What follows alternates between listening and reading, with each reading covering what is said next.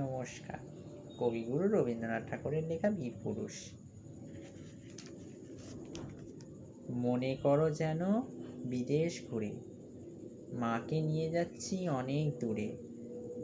তুমি যাচ্ছ পালকিতে মা চড়ে, দরজা দুটো একটুকো ফাঁক করে। আমি যাচ্ছি রাঙা ঘোড়ার পরে, টগবগিয়ে তোমার পাশে পাশে। রাস্তা থেকে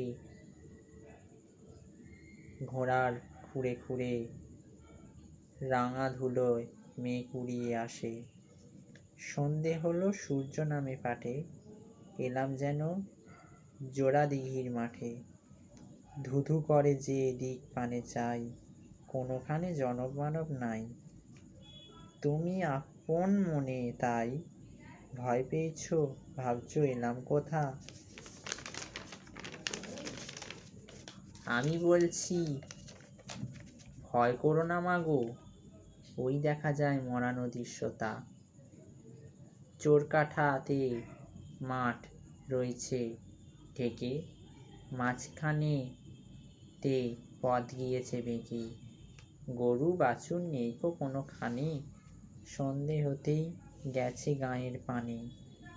আমরা কোথা যাচ্ছি কে তা জানে, অন্ধকারে দেখা যায় না ভালো।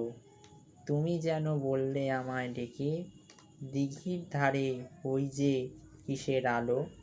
এমন সময় হারে রে রে রে রে, ওই যে কারা আসতেছে ডাকছে রে।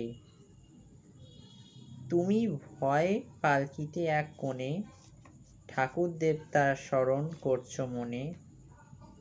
বেয়ারাগুলো পাশের কাটা বনে, পালকি ছেড়ে কাঁপছে থর থর।